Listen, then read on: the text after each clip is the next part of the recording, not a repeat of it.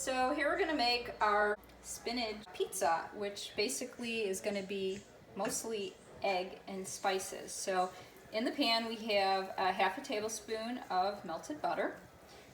Put that on kind of like a medium heat. So I have an egg and an egg white that I'm just going to whip up really quick here. I have Lupin flour. Pour that in. I have oat fiber.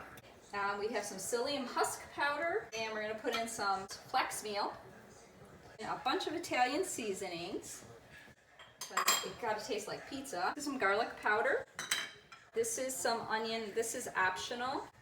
And then another good seasoning is everything but the bagel. If you haven't tried it, it's great. So then what we're going to do is mix this together. Keep it in the bowl. Psyllium husk makes it turn thick quite fast, so I should have used a deeper bowl, but I'm just going to do this really quick. I'm just going to incorporate with the egg so you don't have any chunks. So see how it's kind of like oatmeal-ish looking? We're just going to pour this in like that. It's thick, and it's going to want to thicken to make it, because it's going to make a crust. So you want to kind of spread it out, whatever, like that. So this part we just leave it be, and it's going to steam. So over what heat? It's a medium heat. You don't want it too high. The butter will look like it's burning, but it's really not going to burn. It like crisps the bottom. So I haven't tried it where you kind of make this like a pancake and flip it. Maybe it will be more crusty, harder texture, but I think it's really good the way it is. So I haven't tried the second step, so that might be the next one. So usually while I'm doing this, I'm heating up half a cup of spinach and 2 mushrooms that I chop. So I kind of just wilt them. And once this gets a little more dry on the top, is actually how it will look.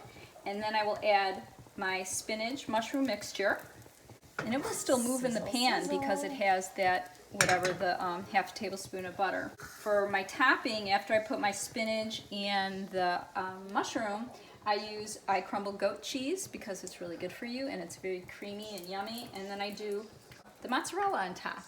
Cover it until it melts, and that's really the end of it. The sides crisped, and once the cheese looks really melted to your pizza liking, you're done. Slide it onto a plate. It should release from the pan. This is a green pan, so it's really good for flipping your food out.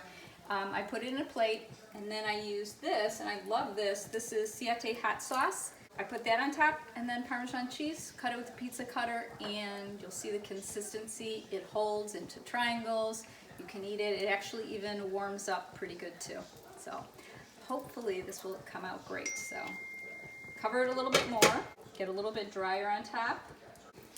It cooks, it cooks up. I can put the spinach on now because it's raising up a little bit, right? It it gets a little fatter. It's puffy.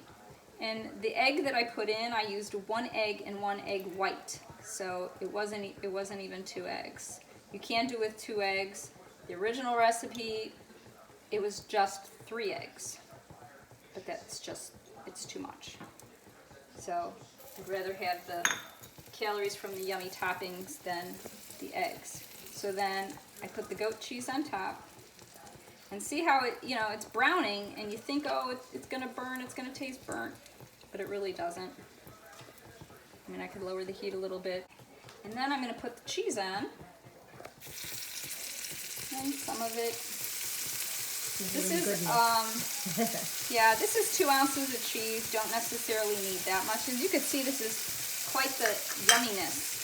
This is going to be quite filling, and you can have the whole thing. So we're just going to let that sit on there. It's going to be filling, man. Very filling. We started this video, it's 6 minutes now. So that's not very long for all. No. When you're opening your stuff and you're just dashing it in. A little dash of this, a little dash of that, or you'll know it's a teaspoon after you. She's done this recipe like 30 times already. Oh, and then totally. she's, migrated it to these exact ingredients because this is the most flavorful that it's come out, right?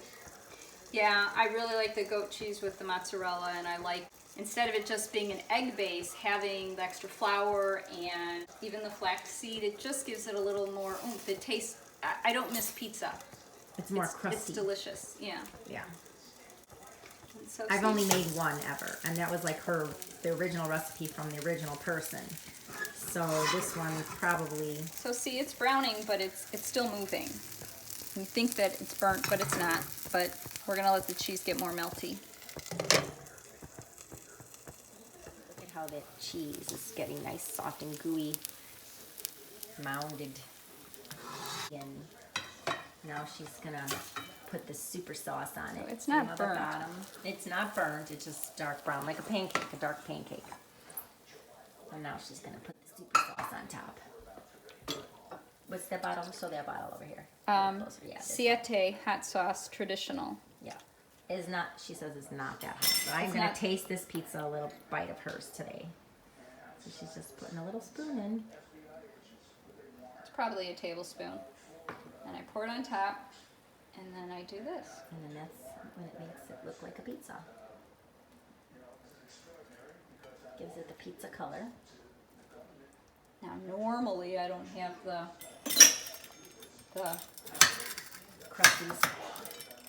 crusties in there.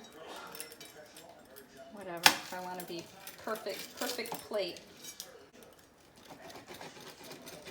Now that's a pizza cutout.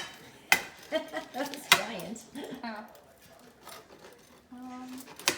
Probably Pampered Chef.